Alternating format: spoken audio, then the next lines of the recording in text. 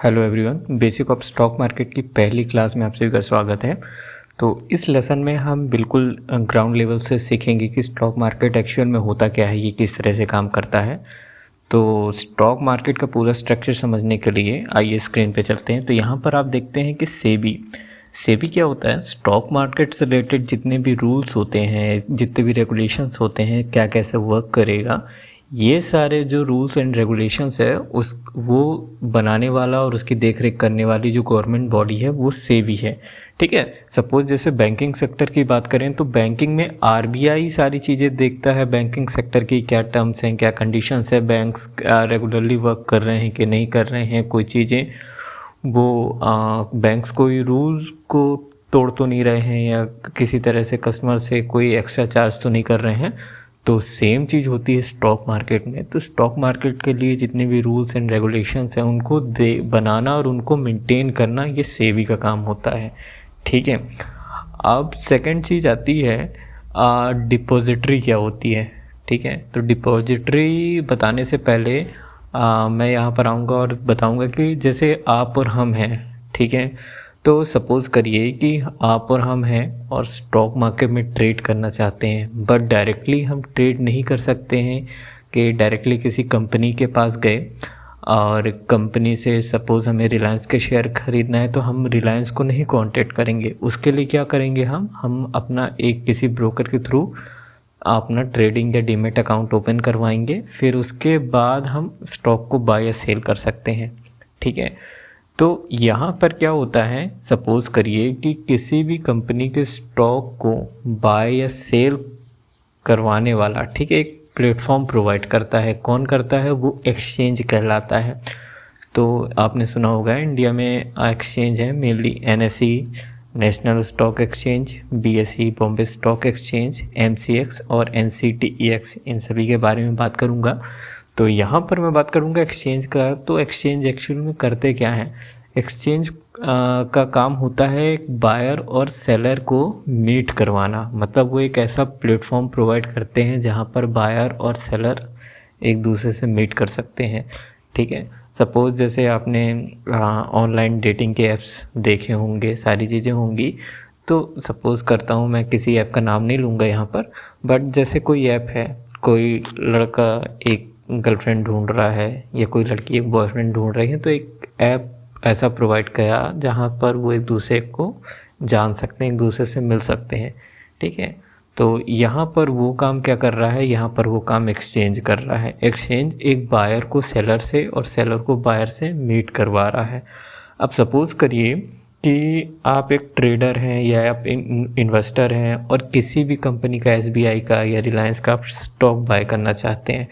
पहली चीज़ तो आप डायरेक्टली उस कंपनी के पास, भाई आप एसबीआई में जाके नहीं बोल सकते कि भाई आपके हमको एसबीआई के 10 शेयर दे दो, 20 शेयर दे दो, 50 शेयर दे दो। ऐसा नहीं है। ठीक उसी तरह से आप डायरेक्टली एक्सचेंज पे भी नहीं जा सकते हैं कि आपने एनएसई की वेबसाइट खोली और डायरेक्टली आप कोई भी स्टॉक का किसी भी कंपनी का स्टॉक बाय कर लो। ठीक है। ऐसा कभी नहीं होता है। उसके लिए प्रॉपर आपको एनएसई ने एक्सचेंज ने क्या किया है, एक्सचेंज ने अपने कुछ एजेंट्स बनाए हैं जिनको हम ब्रोकर बोलते हैं। ठीक है। तो आपने सुना होगा Zerodha, Upstox, share Khan, angel broking, ये सारे क्या हो गए, ये एक्सचेंज के पार्टिसिपेंट्स हो गए, एजेंट्स हो गए, जो आपको एक ट्रेडिंग अकाउंट प्रोवाइड करते हैं। ठीक है। जो आपको एक ट्रेडिंग अकाउंट प्रोवाइड करते हैं जिनके थ्रू आप स्टॉक्स को बाय कर सकते हो या आपने बाय कर रखे हैं तो आप सेल कर सकते हो। ठीक है। अब यहाँ पर एक डिपॉजिटरी क्या होती है। ठीक है। ये एक्सचेंज का काम है लेन देन करवाना। ठीक है। लेकिन उस लेन देन का सारा रिकॉर्ड मेंटेन करना कि किसने कितने शेयर खरीदे, किसने कितने शेयर बेचे, किस कंपनी के मार्केट में कितने शेयर हैं। ठीक है। ये सारी चीज़ों का रिकॉर्ड रखने वाली जो गवर्नमेंट बॉडी है वो है डिपॉजिटरी। तो इंडिया में 2 डिपॉजिटरी हैं, एनएसडीएल और सीडीएसएल। एनएसडीएल का आपने नाम सुना होगा मोस्टली, जब आप पैन कार्ड आपका देखते हैं, पैन कार्ड के पीछे साइड एनएसडीएल लिखा होता है। तो एनएसडीएल का फुल फॉर्म होता है नेशनल सिक्योरिटीज़ डिपॉजिटरीज लिमिटेड और सीडीएसएल होता है सेंट्रल डिपॉजिटरीज सिक्योरिटी लिमिटेड। ठीक है। तो सपोज़ करिए कि जो आपके एक्सचेंज ने आपको एक ट्रेडिंग अकाउंट प्रोवाइड किया है, तो ट्रेडिंग अकाउंट से आप स्टॉक को बाय या सेल तो कर सकते हैं, लेकिन उन्हें होल्ड नहीं कर सकते हैं। अगर आप उन्हें होल्ड करना चाहते हैं, सपोज़ करिए आपने SBI के 10 शेयर परचेज़ किए, अब आप उनको होल्ड करना चाहते हैं, तो वहाँ पर आपको डीमैट अकाउंट की रिक्वायरमेंट पड़ेगी। और डीमैट अकाउंट कौन प्रोवाइड करवाता है? डीमैट अकाउंट डिपॉजिटरी प्रोवाइड करवाती है, ठीक है। तो या तो NSDL के थ्रू आपको मिलेगा या CDSL के थ्रू। तो उस डीमैट अकाउंट में आपके ब्रोकर के माध्यम से क्या होगा, आपके जो 10 शेयर्स हैं वो आपको मिल जाएंगे, ठीक है। और डिपॉजिटरी के पास रिकॉर्ड रहेगा कि हाँ, इस पर्सन के पास SBI के 10 शेयर्स हैं। तो वो चाहे तो आप 1 दिन 2 दिन कितने भी टाइम या लाइफ टाइम के लिए आप उन स्टॉक्स को होल्ड करके रख सकते हैं, ठीक है। तो यहाँ पर ये सारी चीज़ें हो गई। तो इसमें आपको एक चीज़ समझ में आ गई कि अच्छा, जो ये ब्रोकर्स हैं, यही क्या होते हैं, ये डिपॉजिटरी के भी एजेंट्स होते हैं, ये डिपॉजिटरी के भी पार्टिसिपेंट्स होते हैं, ठीक है, जिनको हम DP भी बोलते हैं। तो यहाँ पर जो जीरोधा अपस्टॉक्स ये सारे हैं, तो ये आपका एक DP मतलब डिपॉजिटरी पार्टिसिपेंट्स की तरह भी काम करते हैं और एक एक्सचेंज के एजेंट की तरह भी काम करते हैं, जिन्हें हम ब्रोकर बोलते हैं, ठीक है। तो यहाँ पर ये जो हैं जीरोधा वगैरह, ये एक DP भी है, एक ब्रोकर्स भी हैं। अच्छा, ये आपका कुछ अमाउंट जो भी आप डालते हैं तो ये होल्ड भी करते हैं।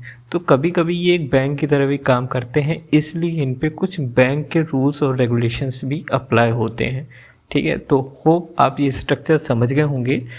तो उसके लिए आपको क्या करना है, सपोज़ आपने किसी भी ब्रोकर के पास गए, ओके, और सपोज़ यहाँ पर इस प्रोसेस को मैं और आसान बनाऊंगा। सपोज़ करिए कि आपने रिलायंस के 10 शेयर को बाय करना है, तो क्या आप डायरेक्टली रिलायंस के पास जाएंगे? नहीं जाएंगे। क्या आप डायरेक्टली एक्सचेंज के पास जा सकते हैं? नहीं जाएंगे। एक्सचेंज आपको बोलेगा नहीं भैया, हमने जो अपने एजेंट बना रखे हैं आप उनके पास जाइए, वहाँ से आप अपना डीमैट अकाउंट ओपन करवाइए, उसमें पैसे डालिए, फिर आप स्टॉक्स को बाय कर सकते हैं, ओके। तो क्या होता है, तो बायर और सेलर क्या होता है कि जैसे आप यहाँ पर हैं, आपने एक ट्रेडिंग अकाउंट ओपन कर लिया और आप वहाँ से रिलायंस का एक ऑर्डर, एक स्टॉक बाय करना चाहते हैं, तो वहाँ पर आपका जो ब्रोकर है वो आपका एक्सचेंज में आपका एक स्टॉक को, एक रिलायंस के एक शेयर को बाय करने का वो एक रिक्वेस्ट डाल देगा कि भाई 2000 रुपये में ये बंदा, या जितने भी जो करंट मार्केट में मिल रहा है उसमें इस बंदे को एक स्टॉक चाहिए। अब वहाँ पर उस रेट में बेचने के लिए कोई सेलर बैठा होगा, तो वहाँ पर आपका ऑर्डर एग्जीक्यूट हो जाएगा। अच्छा, जो सेलर है मे बी वो किसी दूसरे ब्रोकर के थ्रू भी हो सकता है। सपोज़ करिए कि आप तो जीरोधा के माध्यम से गए, ठीक है, बाय करने के लिए, लेकिन जो बेचने वाला है वो किसी अपस्टॉक से किसी दूसरे ब्रोकर के थ्रू आया है, ठीक है। तो ये क्या करता है, एक सेलर से आपका एक स्टॉक लेकर और बायर के अकाउंट में वो ट्रांसफ़र कर देता है, ओके। तो ये पूरा स्ट्रक्चर होता है स्टॉक मार्केट का।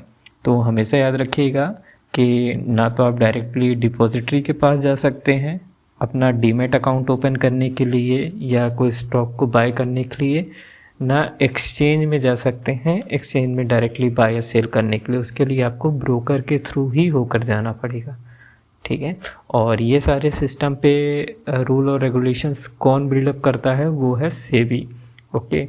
तो यहाँ पर जैसे कि अभी आपको मैंने बताया डिपॉजिटरी क्या होती है, तो NSDL national depository security limited और CDSL central depository service limited, है ना।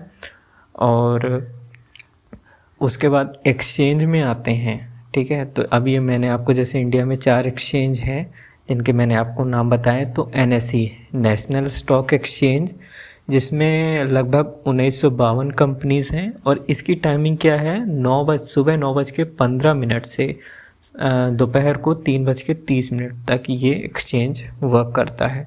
लेकिन अगर आप NSE में करेंसी में ट्रेड कर रहे हैं, like USD INR JPY INR, तो ये अगर इंडियन करेंसी के साथ फॉरेन करेंसी पेयर में ट्रेड कर रहे हैं तो उसकी टाइमिंग थोड़ा डिफरेंट रहती है। उसकी टाइमिंग सुबह 9 बजे से लेके शाम को 5 बजे तक रहती है। ओके, तो यहाँ पर मैं आपको सबकी वेबसाइट भी ओपन करके बता देता हूँ।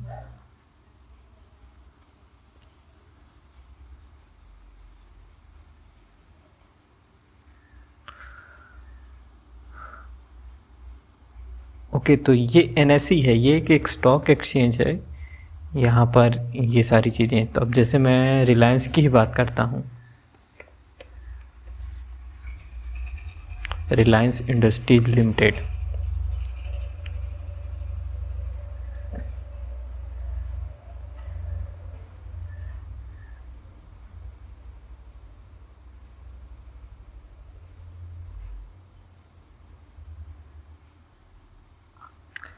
जस्ट होल्ड ऑन गाइस, मैं पुरानी वेबसाइट NSE की ओपन करता हूँ, ये नई वाली ओपन हुई है।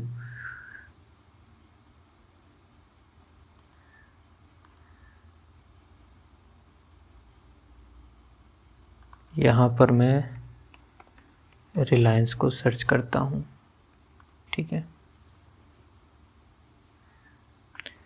ये देखिए, ये हो गया रिलायंस इंडस्ट्रीज लिमिटेड।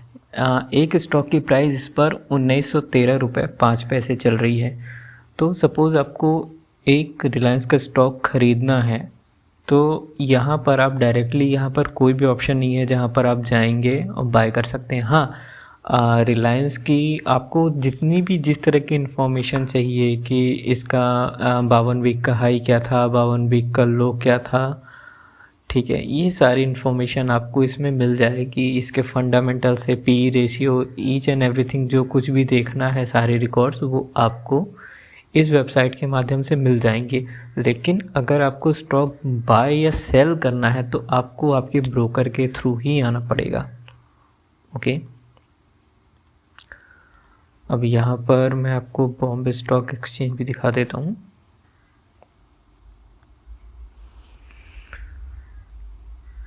ये रहा बॉम्बे स्टॉक एक्सचेंज।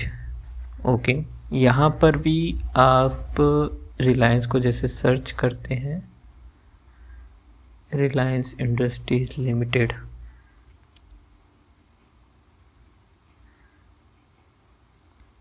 ओके, तो यहाँ पर भी देखिए 1913 रुपये 55 पैसे, और यहाँ पर प्राइस क्या है, 1913 रुपये 5 पैसे, मतलब 50 पैसे का डिफरेंस है। देखिए क्या है, क्यों है डिफरेंस, वो भी मैं आपको बता देता हूँ। कि जैसे सेम प्रोडक्ट है, तो आप अमेजोन में जाएंगे तो आपको थोड़ा प्राइस में, और या फ्लिपकार्ट में जाएंगे, सेम प्रोडक्ट देखेंगे तो कुछ ना कुछ प्राइस डिफरेंस रहेगा, ठीक है। तो जैसे, तो सेम चीज़ें यहाँ पर भी हैं, लेकिन ऐसा नहीं है कि बहुत ज़्यादा डिफरेंस हो, कुछ पैसों में ही डिफरेंस होगा, उससे ज़्यादा नहीं होगा इस पे, ठीक है। तो ये NSE की वेबसाइट है, ये BSE की वेबसाइट है, ठीक है। इसके अलावा आपका जो कुछ भी डेटा है वो सारा सेम मिलेगा आपको। जो डेटा की रिक्वायरमेंट है जो NSE में मिलेगा, वो BSE में भी आपको कंपनी से रिलेटेड जो कुछ भी डेटा है वो सब सेम मिलेगा, ठीक है। अब थर्ड आते हैं, तीसरे एक्सचेंज की बात करते हैं, MCX। MCX क्या है, मल्टी कमोडिटी एक्सचेंज है। तो आपने सुना होगा क्रूड ऑयल की ट्रेडिंग होती है, नेचुरल गैस की ट्रेडिंग होती है, सिल्वर गोल्ड इन सब की भी ट्रेडिंग होती है। तो उसके लिए उसको ट्रेड कराने वाला जो एक्सचेंज है वो MCX है, ठीक है, मल्टी कमोडिटी एक्सचेंज, ठीक है। तो MCX है। हाँ, कुछ इस तरह से दिखता है, जैसे यहाँ पर आप देख सकते हैं rubber, crude oil, cotton, natural gas, इस तरह गोल्ड, सिल्वर, कॉपर, जिंक, इस तरह की कमोडिटीज़ को आप यहाँ पर ट्रेड कर सकते हैं, ठीक है। और इस MCX की टाइमिंग क्या होती है, MCX के एक्सचेंज के ओपन होने की टाइमिंग रहती है सुबह 9 बजे से रात के 11:30 तक, रात के 11:30 बजे तक। तो आप कह सकते हैं कि सबसे ज़्यादा देर तक जो खुला रहता है एक्सचेंज वो है MCX। और फोर्थ नंबर का जो है वो है MCDEX, आपको NCDEX में भी दिखा देता हूँ क्या क्या चीज़ें ट्रेड होती हैं। National commodity and derivative exchange, okay, ये national commodity and derivative exchange है। यहाँ पर मोस्टली एग्रीकल्चर से रिलेटेड चीज़ें जो होती हैं, जैसे बार्ले हो गया, कैस्टर सीड्स हो गया, ओके, ज्वार, बाजरा, मक्का, गेहूँ, ये जो सारी चीज़ें होती हैं उसको ये देखिए यहाँ पर चना, जवा, बाजरा, गेहूँ, ठीक है, कपास, गौर सीड्स, ठीक है, गौर गम, कैस्टर सीड्स, ठीक है, कॉटन सीड, ये सारी चीज़ों को जो ट्रेड करवाता है वो करवाता है NCDEX, ठीक है, national commodity and derivative exchange. तो जो ग्रेन्स रिलेटेड, जो खेती बाड़ी से रिलेटेड जो भी पैदावार होती हैं उसको एक्सचेंज करवाने का काम क्या करता है, NCDEX करवाता है। देखिए यहाँ टर्मरिक वगैरह, मेज़ वगैरह, ये सारी चीज़ें ट्रेड होती हैं, ठीक है। तो यहाँ पर MCX जैसे अभी आपको मैंने बता दिया, ठीक है, BSE हो गया और NSE हो गया। तो मोस्टली किसी कंपनी के स्टॉक्स हो गए, ये सारे हो गए, तो NSE या BSE पे ट्रेड होते हैं। अब मैं BSE की बात करूं तो BSE जो है एशिया का सबसे बड़ा और सबसे पुराना स्टॉक एक्सचेंज है, ठीक है। इसमें लगभग 5,400 के आसपास कंपनियां लिस्टेड हैं, मतलब लगभग 5,400 कंपनीज में आप ट्रेड कर सकते हैं।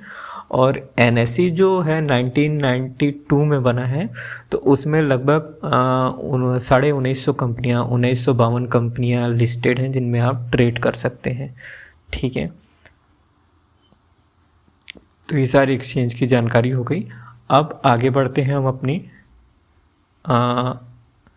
Type of brokers. देखिए मेनली क्या होता है, इंडिया में मेनली 3 तरह के ब्रोकर्स हैं। पहला है बैंकिंग सेक्टर सर्विस ब्रोकर हो गए। इनमें कौन कौन से आते हैं, जैसे आपने ICICI का नाम सुना होगा, HDFC का नाम सुना होगा। तो ये क्या है, ICICI सिक्योरिटीज़ और HDFC सिक्योरिटीज़, ये दोनों क्या हैं, ये बैंकिंग सेक्टर के सर्विस ब्रोकर हैं। सर्विस ब्रोकर क्यों बोलेंगे, सर्विस मतलब ये हर तरह की सर्विस आपको प्रोवाइड करते हैं। ये प्रॉपर इनकी एक टीम होती है, आपका मार्केट रिसर्च करेंगे और आपको जानकारी देंगे कि आपको कौन से स्टॉक बाय करने चाहिए, कौन से नहीं करने चाहिए, ओके, किस सेक्टर में पैसा लगाना चाहिए, ये सारी चीज़ें हैं, कब आपको सेल कर देना चाहिए, ये सारी फैसिलिटी जो हैं ये बैंकिंग सेक्टर के सर्विस ब्रोकर प्रोवाइड करते हैं। क्योंकि ये तरह तरह की आपको सर्विसेज प्रोवाइड करते हैं, इसलिए ये थोड़ा बहुत महंगे होते हैं। अब सेकंड टाइप की बात करता हूँ तो नॉन बैंकिंग सेक्टर के सर्विस ब्रोकर आते हैं।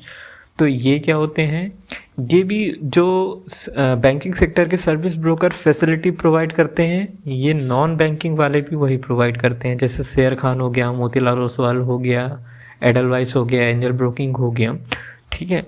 तो ये क्या है, ये भी सर्विस आपको प्रोवाइड करते हैं, बट ये क्या है, ये थोड़ा बहुत बैंकिंग वालों से कम चार्जेस करते हैं, ठीक है। अब तो खैर कंपटीशन इतना बढ़ गया है कि ये जो हैं नॉन बैंकिंग वाले भी हैं, ये इन्होंने भी अपने चार्जेस काफ़ी घटा दिए हैं। थर्ड जो आता है डिस्काउंट ब्रोकर। डिस्काउंट ब्रोकर की शुरुआत आई थिंक इंडिया में जीरोधा ने करी थी, आप सभी जानते हैं जीरोधा का नाम। तो ये क्या है, ये बोलते हैं हम आपको कोई मार्केट रिसर्च नहीं प्रोवाइड करेंगे, आपको कोई कॉल्स वगैरह एनालिसिस वगैरह कुछ नहीं प्रोवाइड करेंगे, लेकिन जो चार्जेस हैं वो हम आपसे बहुत कम लेंगे, नॉमिनल लेंगे। तो जैसे बात करता हूँ डिलीवरी की बात करता हूँ, तो आई थिंक जो डिस्काउंट ब्रोकर्स हैं उन्होंने अपने डिलीवरी के चार्जेस, मतलब अगर आप स्टॉक को ख़रीद के होल्ड करना चाहते हैं तो उसके चार्जेस क्या हैं, इन्होंने बहुत कम है, सॉरी वो तो फ्री ही कर रखा है, ठीक है। और फ्यूचर और ऑप्शंस में ट्रेड करते हैं जैसे आप, तो आपसे 20 रुपये पर ट्रेड के हिसाब से चार्ज करते हैं। पहले क्या होता था, ये पर लॉट के हिसाब से चार्ज करते थे बैंकिंग सेक्टर वाले और नॉन बैंकिंग सेक्टर वाले। बट सपोज़ आप अगर ऑप्शन में ट्रेड करते हैं, निफ्टी के ऑप्शन में या बैंक निफ्टी के ऑप्शन में, तो चाहे आप 1 लॉट लीजिए या 10 लॉट लीजिए, 100 लॉट लीजिए, वो एक बार आपको पर लॉट में ट्रेड का बाय और सेल का वो 40 रुपये ही चार्ज करेंगे, दैट्स इट। ठीक है। अब तीसरी चीज़ होती है, जैसे स्टॉक मार्केट में आप एंटर होते हैं तो क्या क्या चीज़ें होती हैं जो ट्रेड की जा सकती हैं। तो मैं सिक्योरिटीज़ की बात करता हूँ, तो देखिए इसमें मेनली वो होते हैं, 2 सेगमेंट होते हैं जिनमें आप ट्रेड कर सकते हैं। पहला है इक्विटी। इक्विटी को कहेंगे आप, जैसे सपोज़ किसी रिलायंस का ही एक स्टॉक बाय करते हैं तो आपने रिलायंस की एक इक्विटी को बाय कर लिया है। ठीक है। तो अगर आप सपोज़ करिए आज ही रिलायंस का एक स्टॉक खरीदते हैं और आज ही उसे सेल कर देते हैं तो वो इंट्राडे कहलाता है। लेकिन अगर आप आज खरीदते हैं और उसको कल या जब तक आप चाहें तब तक आप उसे होल्ड करते हैं तो वो डिलीवरी कहलाता है। ठीक है। अब दूसरा जो सेगमेंट होता है डेरिवेटिव सेगमेंट होता है, जो कि इक्विटी से ही पैदा हुआ है। ठीक है, इक्विटी से ही डिराइव हुआ है। तो डेरिवेटिव सेगमेंट में 2 सेगमेंट होते हैं। पहला होता है फ्यूचर होता है, सेकंड होता है ऑप्शन होता है। तो फ्यूचर ट्रेडिंग और ऑप्शन ट्रेडिंग। अब यहाँ पर ऑप्शन ट्रेडिंग भी 2 तरह की होती है। पहली है कॉल ऑप्शन, दूसरी है पुट ऑप्शन।